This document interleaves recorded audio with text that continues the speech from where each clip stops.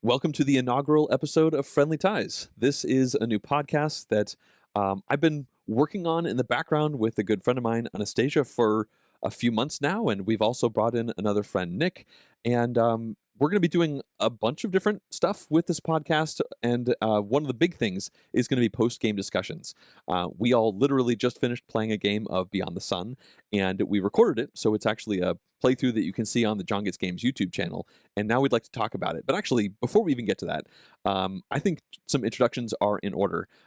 If you're hearing this, you probably are relatively familiar with me, but maybe not my awesome friends. And yeah, we've known each other from a couple different avenues. And let's start with you, Anastasia. Thanks for deciding to work on this whole thing with me. And why don't you start by introducing yourself?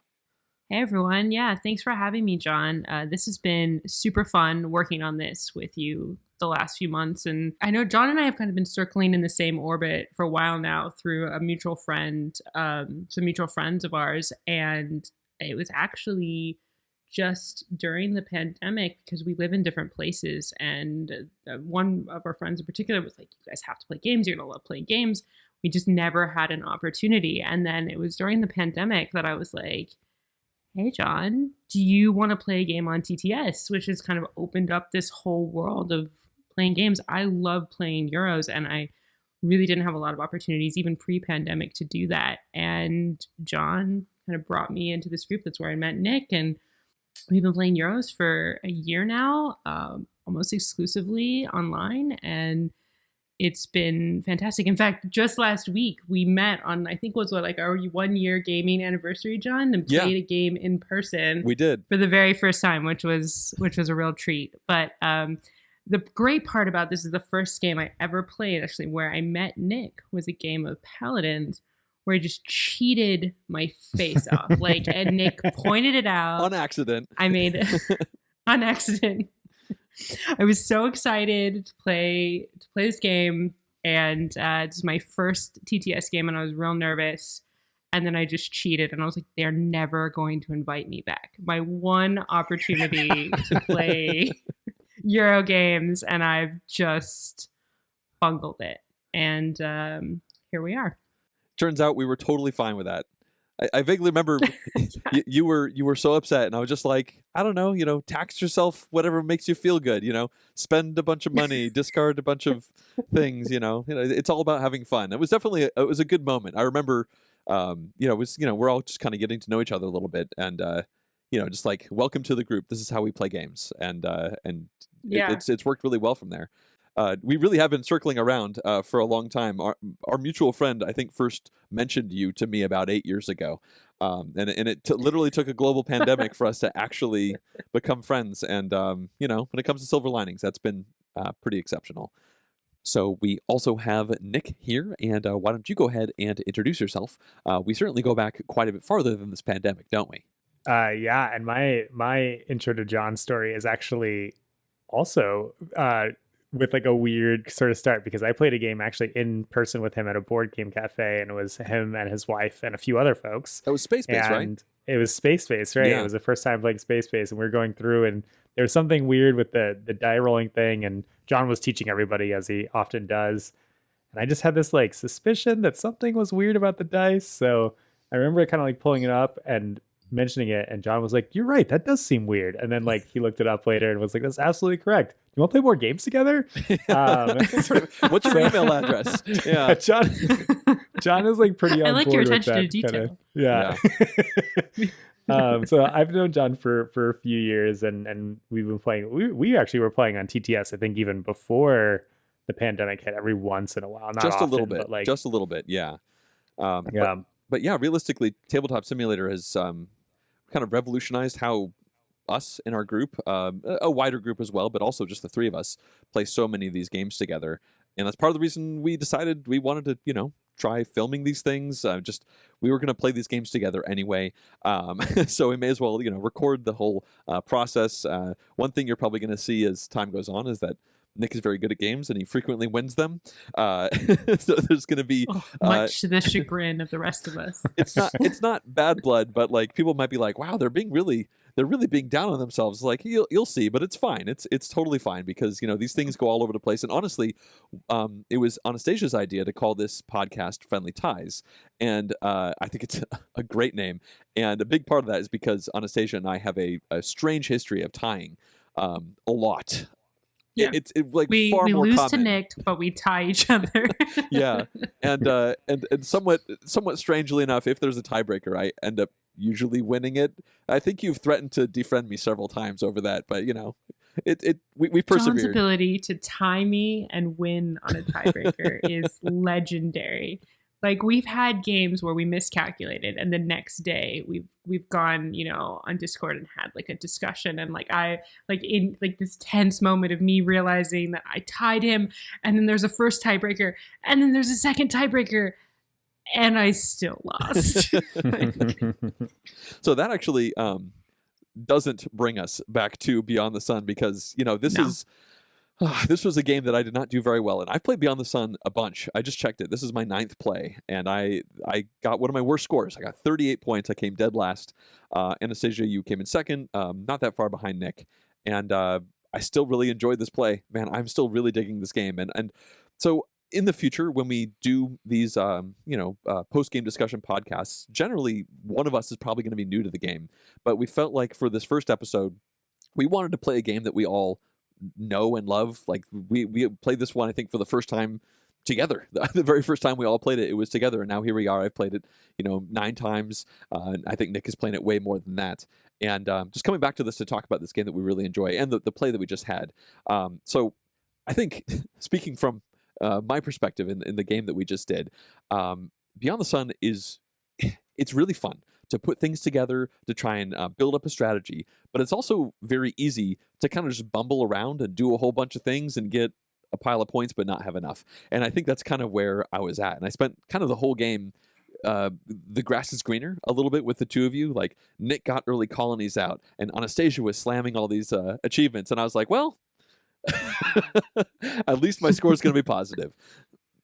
Yeah, that'll happen. I mean, Beyond the Sun, I always want to call it Beyond the Stars. Beyond the Sun has an uncanny knack of like everything gives you points, right? You will, like, the colonies are like a big chunk, you get a big pile of points, but all your researches give you points.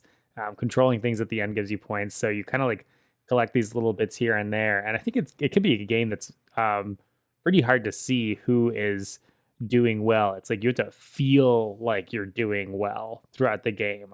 I don't know if you two feel the same, but I always think it's opaque until I get to the end who wins. Yeah, I usually feel that way too, except in this game I totally thought I had it, so that just goes to show you. You sounded pretty heartbroken when the final scores came out. Oh my god. Well, it's hard enough to lose to Nick, even though I've got lots and lots of practice at it. Just so much practice. But when I felt like I had it. But no, I completely agree. It's really one of the things I love about this game. The first time we played it, and I think, John, you were telling me this was my 6th play. I was using John's logged plays to tell me how many times I played it. 7th. Yeah. And I played it one time without you. So yeah, so I've played it also now 7, 8 times. And I remember the first time we played it, I didn't like it. I was like, I couldn't make anything come together. I was like, wait, I can't make anything happen. But what I didn't realize until we got to the end game scoring is that, to your point, Nick, the scoring, it's like, it kind of gives you points for everything. So you're like, oh, even though I didn't really make the achievements happen, and I didn't get that far on the tech tree, and I didn't colonize that much, I had enough points in enough places that I wasn't out of it. I think I still lost that game, and that doesn't matter for me. But the point was that I wasn't like completely out of the game, and I was actually able to pull a lot of points in from a lot of areas I didn't expect to. And that's actually what sold me on the game. Once I realized that, I was like, oh, this is really cool. This doesn't reward you for just, beating everyone in one sector or another. It rewards you for kind of taking advantage of all of the different avenues that you can go in this game. And I love the balance of that. And I think it's really, really, really cleverly designed. I distinctly remember after we played the first time, you saying that you weren't really sure if it had legs. Like you were like, it feels like it might be kind of samey. Like there's not that many texts in the deck. And I'm not like trying to put you on the spot there because I think all of us were kind of curious. Like we all enjoyed the first play to a certain extent, but we're like, we had just played Anno 1800, which we were all falling in love with swiftly, and we'd played Lost Ruins of Arnak around that same time. There's a lot of really good games that came out at the end of last year. But then this one was kind of a slow burn. Like I remember we would chat about it the game like the next day and then the day after that, and then we played it again, and we just kind of kept coming back to it. Obviously, that's quite a few plays. I mean, generally, it's terrible to say, but I rarely play most games more than 3 times. Just I play a lot of new games. It's just kind of part of my thing. So the fact that I played this 9 times, I was actually kind of surprised to see that, which is pretty cool overall. I do want to just have like a super high level, super brief discussion, or I guess explanation about this game. It's a worker placement game where you have one worker, and on your turn you just move it to a new worker placement spot. And a big selling point for this game is you are building out a communal tech tree. And as you put new technologies down, that usually unlocks new spots to put your worker to do different things. And if I've unlocked it and Anastasia's been there too, then maybe we'll fight for it. But then there's this whole sideboard where you have ships that are vying for majorities on planets. And the game is really all about how those technologies feed into the sideboard, and the sideboard feeds into the technologies. And the way these things come out offer a really wide variety of experiences. And I thought that was actually kind of cool because when we were starting off this play, Anastasia, I remember you said that you were going to go heavy text because I usually go heavy text, and it's something that you haven't really done so much in the past. And you did. Like, it was really interesting the way that the text came out this game. It was very forward propelling. You get technologies that let you research new technologies sometimes, and we've played this game before where we're desperately trying to find any way to get new technologies. And because of that, because we can't make new tech, we just dogpile on the board with all the ships, and we just have a bunch of fights over there. In this game, we had quite a few competitions on the planets, but it was just a surprising swath of research that could happen here, more so than I feel like the average game has. I think one of the reasons that this game has legs, as the two of you were mentioning, is because our criticism, I think, after like the first play or two was like, oh, it doesn't seem like the tech deck has that many technologies in it. Like we'll run out of it after like having seen them and be over it. But really what will happen is you'll kind of formulate your game plan off of like somewhere between 1 to 4 technologies that you flipped up, and you're like, okay, that's the action I'm going to take, or like, oh, this technology interacts with that technology, and so that's going to be my focus. And this game that we just played, it was like the one technology, the multi-colony symposium. Yeah, I was like, that's my game plan. And right, because that one let you really cheaply research technology if you also had a couple colonies. So you flip that, right, and then your entire game plan for the next few turns, I think, was just get 2 colonies. Yeah, exactly. And then that became and so you could play this game, and the technologies are robust enough that you can have a very different feeling experience. And that's the thing that I think really helps give it legs. Yeah, I completely agree with you, Nick. And I actually think that there's this additional layer, which, I've played this game now, as we said, 7, 8 times. And this is the first game that I really paid attention to the different types of technology. So, on this tech tree, as you continue to build up to each level, you sort of, the lower levels dictate the type of technology that you're going to draw. And there's 4 different types. I think there, do you remember that one is military, one of them scientific, commercial, and economic. Something else. Yes, economic. I think, yeah.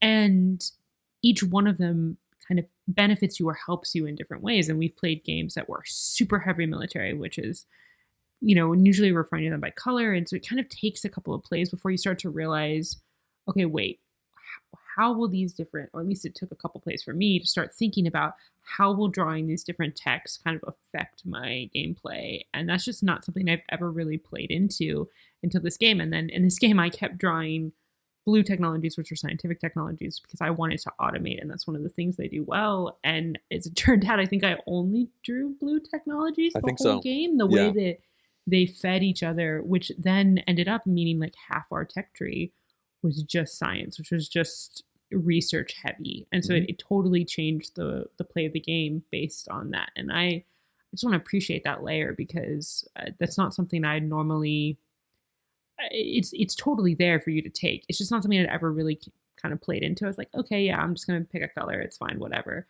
And I thought that was really cool. Yeah, I mean, the game does this really neat thing where, there's randomness. Whenever you research a new technology, you don't know what you're going to get, but you kind of have an idea of what it might be based off of those 4 colors that you mentioned. And the game has these awesome player aids that like literally tell you like what green is likely to get you and what blue is likely going to get you. And I'm looking at the map at the end of our game, and it really was essentially all blue and red. And red is military, and there's a lot of ships. So there were several different technologies that allowed us to drop the most powerful ships on the board, which could do some pretty big swings. But we essentially did no green, and we did, I think, essentially no yellow either. It was actually a strangely focused game in that way. In general, I feel like there's usually more of a variety there. And just the fact that, even though I think in this game, we cycled through the level 2 technology deck, I think at least 2 times, just digging for the appropriate techs. So we like technically saw every technology like twice. It didn't matter. It didn't feel like, and therefore that was a bad thing. It wasn't a bad thing at all. Like technologies only matter when they color match. And just because you cycle through the deck twice doesn't really mean much. And the way these things mix together can be really fascinating. I actually think it's a credit to the game that I can have played it so many times without really starting to think through those levels, in most part because I've played a lot with John, and John often does the tech tree, and I've often done something else. And so that shows you how often you can play this game, and you can go through a lot of different avenues. I was very verbal that I was like not going to focus on space. I was like, I'm going to let them fight over space. I'm not going to go to space. And then about halfway through my game, I needed to build up production. And it really does kind of fit the theme. It's like I'd been research heavy really far, and then I needed to build up production. So I had to go into space to be able to get more production and to build up more of my resources to then research more. And I really like that. I like that the game doesn't let you completely specialize. You do have to kind of balance enough to kind of make everything work. Yeah. There's something you said earlier, John, that I wanted to jump off of, which was about the drawing of the technologies being random. And that comes with one of the things that I really like about the game, and then also one of the criticisms that I have about the game. So one thing that I really like is when you discover a new technology, not only are you drawing from the deck for the certain type, but you draw 2 and then keep 1, right? And you get to like kind of formulate your game plan around that. You get to like decide what's best for you in the moments.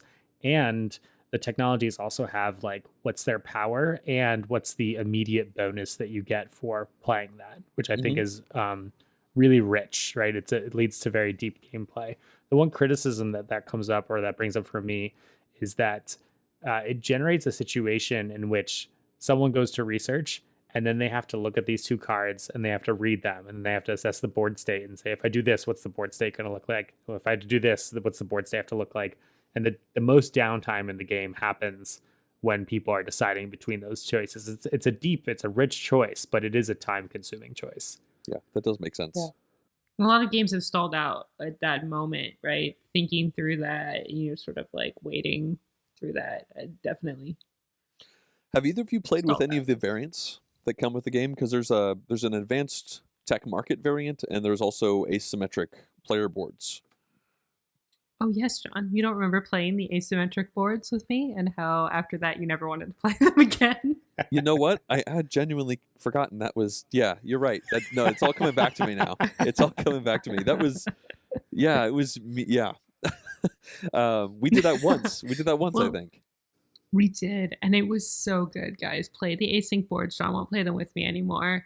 Honestly, I don't know. We only played it this one game, and I remember, I think it's the flip side of the United Nations of Soul. I think it's the flip side of what I was playing tonight. It was, I can't remember the power. Honestly, if you go and watch John's vlog at the time, he talks quite a bit about it in Thinking You're Good Games vlog, that specific play about the async boards. Yeah. But it had this power that like let me milk my engine in a way that like I loved. I was like, this power is so good. And comparatively, I think to what you were trying to, I think your async power didn't sync with what you were trying to do, John, or something like that. And I felt like it didn't sync with the technologies that hit the board. I think was my because the asynchronous powers are they're very puzzly. They almost feel like solo games to me. where like they're like a challenge, like, you know, play this game like this, jump through these hoops. If you do, then you're gonna get like a big bag of coins. And if you don't, then you're gonna face plant. And you know, I face planted, and you nothing It but was a net great, through those great loops. bag of coins. You did really it was a good great there. bag. It's such a good. But I'm curious, Nick, because here we had this one play where obviously, and we're a little bit colored by the perspective we had. You know, winning felt great in that play because things just really came together. You've played them a couple times, right? I haven't played the async boards, but I have played the tech market variant, and I've looked at the async boards. So I'm familiar with them, and I didn't love the tech market variant. I felt like there was a little bit too much control, too much power. That Could you go into how that works a little bit? Yeah. So the tech market, it sort of like has the technologies laid out beforehand, and then you get to sort of choose what's out there. So you can pre-plan your game plan. Whereas like what happens in the fundamental base game is you are like, okay, I'm going to research, something happens, and then you're like, okay, now I need to figure out what to do with that. And to me, that's really fun. And yes, it's true. Every once in a while, like you bump into a game, you like flip this tech, you flip this other tech, you're like, these don't work together at all. I'm in bad shape. But you can usually figure something out from there. And I think there's a game plan that can be generated. And I think the other one has like too much AP, too much planning. By AP, I mean like analysis paralysis, right? It's just that people can look into what they're doing way too far in advance. I don't like that. Yeah. And as to the asynchronous player boards, I'm a little torn on them. I mean, I in general love asymmetry in games. I say asynchronous, but I mean asymmetric. That was probably my fault. I'm into asymmetry in games, but one of the things I like about this game is that it is a build your own asymmetry game. Like the path that you choose at the beginning, I choose at the beginning, sort of says, oh, you're going to be doing this. And you can like kind of sneak on other people's strategies, but you have to be doing something at least a little bit unique, or they're just going to do better than you. Yeah.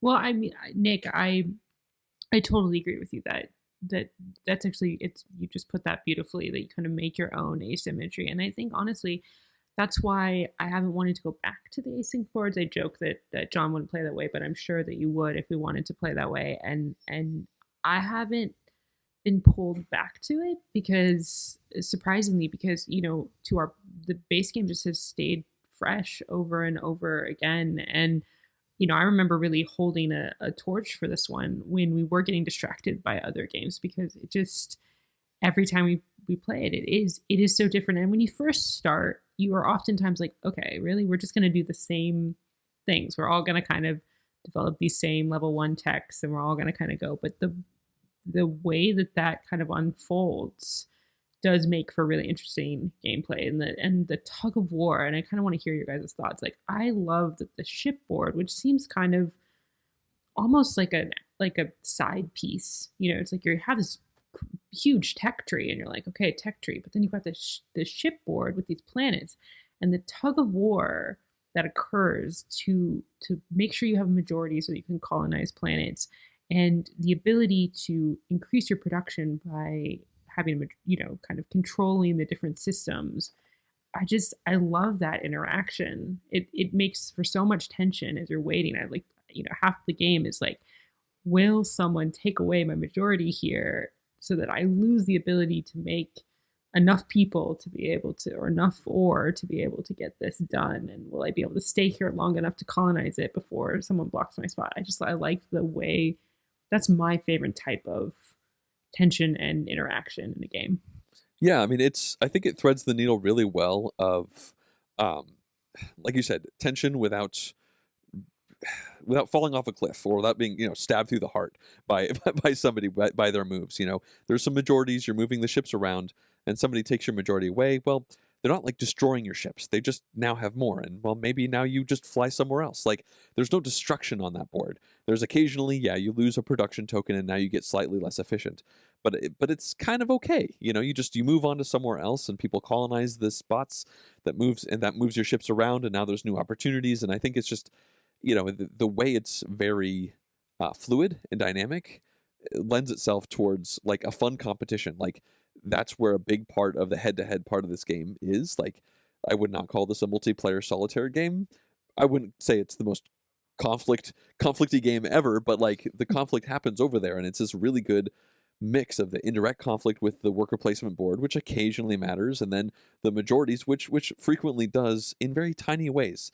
And it's like enough to get you committed, and it's enough to like make you feel a little bit of emotion, like, oh man, but not like, oh, I'm doomed because that happened. Like you just pick your toys up and you move somewhere else, and then you make somebody else's life slightly inconvenient.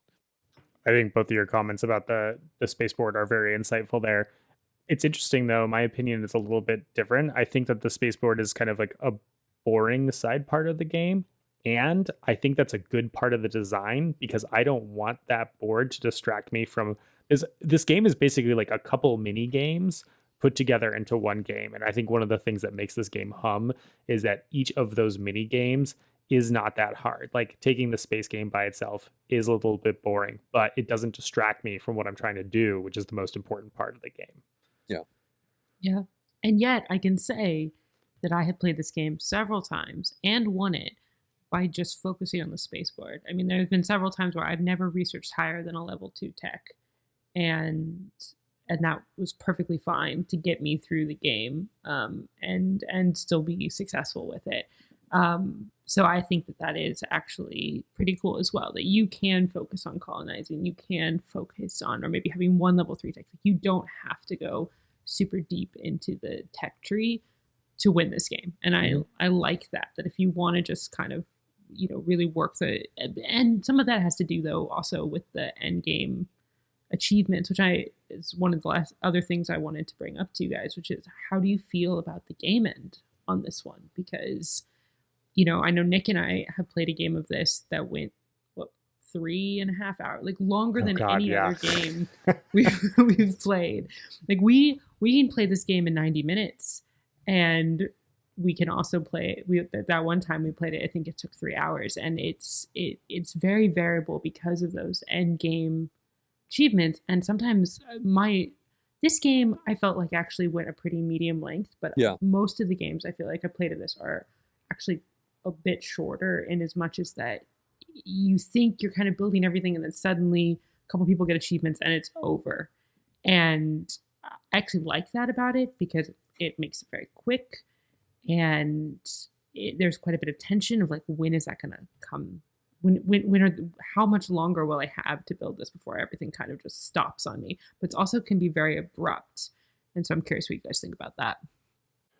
I do think it's abrupt that, in 3 players, 3 achievements is less than you would expect in a Euro game to like end the game. It just doesn't feel full. But that being said, the finish the round and 1 extra round generally gives people enough time. And I'm actually quite confident that if the game went longer, it would feel like it dragged out. Like this game is one that crests at the right time, because your engine is like finally humming, and like maybe it just hums in the last turn or two.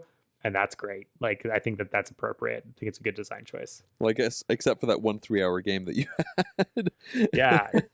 Was that because the achievements and the technologies were just like not coming together, or what happened there? So that game is, I think it was because, well, first of all, we fought on the spaceport all the time. So there's a lot more tug of war going on in that game than any other game. But the other part about it was that we, something that we haven't talked about, which is your personal income board. And that's like a mini game of this game that people don't talk about that much on the forums, but actually is, I think, one of the like secret parts of the design, how that like population growth happens. And in the game that we played, we were struggling to like get population to do things. So we would take these like crappy half turns just to get resources to do something. Whereas in the game that we just played right now, the 3 of us, we were flush with resources because of those initial colonies that the 2 of you were appropriately raving about, that were like moving our resources over into the earlier columns. Yeah, back into the bucket.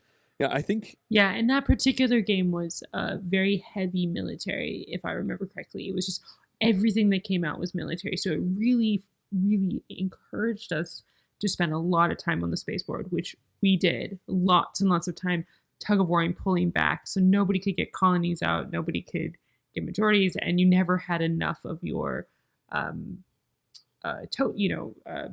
are those called, tokens, whatever. You never had enough of your tokens on the board to make, as Nick said, your production really work. Yeah, that's really interesting. Thinking back to when we first started playing Beyond the Sun around a year ago, that was also around the same time Anno 1800 came out. And not to go into that game, but any more than this, they both have player-driven endgame conditions. And I think that is quite interesting for a Euro game, because most Euro-style games, you play X number of rounds. It's an 8-round game, or it's, you play until the deck of cards is run out, or you play until this resource is done. But, in this game and Anno 1800, like, it's triggered when the players decide to trigger it. In this game, you have to complete specific achievements. You have to, do some specific hoop jumping to actually make those things happen. And then that's the only way the game ends. And Anno 1800, it ends when somebody plays all their cards. And, in both of these games, I remember feeling like, again, because we played them so close to each other, they're kind of tied in my head, that like you could play them for so long or so short. And I vaguely remember our first game of Beyond the Sun was pretty long. I think it was, I can't remember if it was 3 or 4 players, but I think it was, probably 2.5 hours, something like that. And I think within 2 weeks we had played a 3-player game in like 70 minutes. And we're like, oh. And the same thing happened with Anno 1800. So I think, I don't think this is really a criticism of the design, but I think first impressions are important. And I think for some people, they might find with Beyond the Sun that like they're playing it and they're having fun, but like then it just goes on so long because they're making new technologies, they're playing with the different things that have come up, and then it's like, oh yeah, remember these 3 or these 4 little achievement cards way off over on the side. Like if you forget about those, you're never going to finish. And usually people get to that point relatively quickly, and after a game or two you're there. But it's just an interesting thing that the design allows the game to potentially go longer if the players aren't keeping their eye on the ball. I couldn't agree with you more, John, on that point. And I think that for both of those games, it's funny that you bring up Anno, because Anno 1800 is absolutely another game that after the first play, I was like, I don't know if I need to play this again. And by far, it was my favorite game of last year. I love that game. And this was probably my second favorite. After many more plays. After many more plays. I mean, I'm at this point, I think I've played Anno like 25 times. I mean, that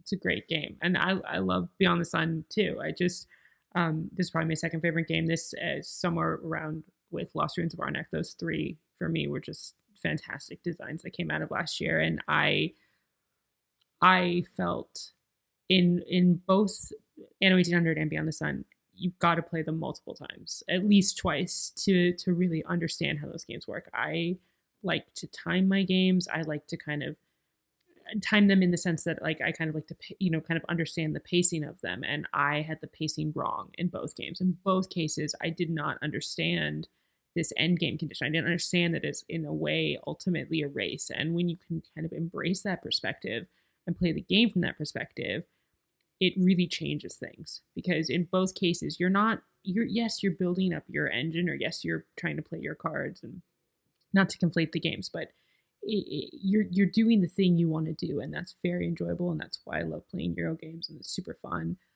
But you do still have to fundamentally understand that this game is at its core a bit of a race, because that is what causes the end game. So whoever gets the achievements first, you have to be able to be fluid with that timing. Or in the case of Anno, whoever plays their cards down first, you have to.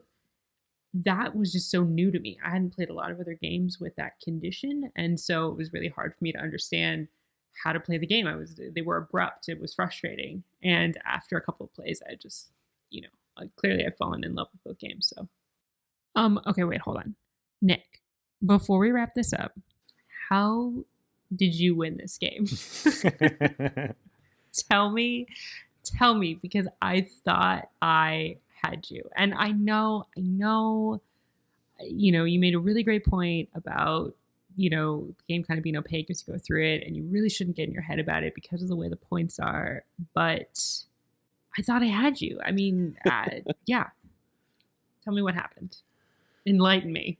Yeah. I mean, I didn't, I thought it was very close. Up until the end, I did not think that I was like a shoo-in to win. I thought we were going to have very close scores. I thought when you made the last action that left me with 2 extra points to give yourself 3 points, I was like, okay, that seems really good for me because I'm pretty sure I'm like right on your ass. That is how much I thought I was beating him. I thought I was giving him pity points. Yeah, I mean, they collect from everywhere, right? Like I had a couple extra points on the board. The biggest chunk of my extra points compared to you was that I had 4 colonies and you had 2, right? So I had like double your colony points basically. And you had leftover ships that went around and got points from the actual spaceport itself. Roughly a colony's worth of points on the spaceport. So, I wonder if maybe like doing that an extra time would have helped. The one thing that I really was curious about, you ended the game with a bajillion resources. And part of the reason that you did that was because you had that level 4 technology that wanted you to have extra ore at the end of the game. But when you chose that technology, I had wondered if the other level 4 technology would have been better for you. And then you could have focused on spending your resources to end the game instead of saving them. Because your end just didn't seem as flashy. I mean, you scored pretty respectably. Like when we looked at it, like you scored 7 points in the last 2 turns, which is like plenty for this game. There But was that one something about achievement that wanted you to hoard resources. So I think that was maybe a little bit of the synergy. Was that what you were going for there? That's exactly what happened. Is we had an achievement that wanted you to hoard resources, and I needed a lot of resources in order to research level 4s. I needed to have like 3 people to get rid of before coal, and then to colonize. Like I needed lots of resources, and then there was an achievement that I just had my eye on. I really wanted to get, and it needed me to hoard resources, and that was part of it. And then I thought that synergized with my level 4 tech. But Nick, you make a great point. There was this moment, and this kind of goes to the points we've been talking about. The game is that you get to kind of choose, and you do kind of pick your poison there. And there was one, and it wasn't quite as flashy, but it probably would have given me more points. I think you even said that while we were playing. I was like, this will give me more points. You did. I remember. And I'm regretting it now. No, I think that it didn't give me, and another great point about this game is you get this choice between an immediate benefit. It's not a choice. You get an immediate benefit, and then you get kind of a secondary benefit, which is oftentimes in the tech tree an action space you can take. But these level 4s, it's almost always an end game scoring potential, kind of an end game scoring goal, which is interesting because you usually don't get these goals until the end of the game, practically, because one of the achievements that ends the game is someone getting level 4 tech. So it's very interesting because you hope that whatever level 4 tech you get works and synergizes with what you've built so far. You have a choice between 2, obviously, because you don't have that going in. You're not like planning or playing towards that, which is an interesting part of the game. But yeah, there were these 2 choices, and I think you're right, Nick. I think if I picked the other one, potentially I could have turned that into more points, but I liked the immediate benefit on the one I chose. And that was, I'm going to get this up front and I'm going to take it and hopefully turn that into something better. And I didn't. Although, I think I will say, I was sort of, I think I played a great game of Beyond the Sun, and I think you played a great game of Beyond the Sun. And John, I think you played a great game of Beyond the Sun too. I think, John, you needed I don't think my game was, I think I played a thoroughly okay game of Beyond the Sun there. Okay, so I think I played a great game. I think you played a great game, there you Nick. go. And you played it. No, but Nick, I think you just played it better. I mean, that's honestly, I walk away from this play so content, and that for me is a sign of a great game. Is that when you do everything you wanted to do and did it all well, and you walk away good from it, and even though you lost, you're like, I played my best game to what I could do with what I had, and as usual, Nick played it better. Well, I think that's going to bring this discussion to a close. It was a bit of a love fest because obviously the 3 of us really, really enjoyed this game. And we've talked about this one at long lengths in the past. In the future, when we play some more games, some of the ones that we're really excited about that we have only just barely tried or haven't tried at all, I'm sure we're all very excited to dive into those and talk endlessly about those as well. I mean, honestly, that's kind of the reason this podcast first started, was we really enjoyed talking about the game after we finished playing it so much, to the point where we're like, yeah, maybe we should record this. Maybe other people will enjoy this too, and hopefully other people are. And that's actually going to lead me to the final thing, in that we would love constructive feedback. This is the first episode, and we're hoping to do a lot more of these. And please let me know what you like, or I guess let us know. I'm so used to doing this stuff by myself, but let us know what you liked, maybe what you didn't, and we would love to hear any constructive feedback that people have, because we're enjoying doing this, and we would love to do it better. And yeah, I think that's going to bring this to a close. Thanks everybody for listening.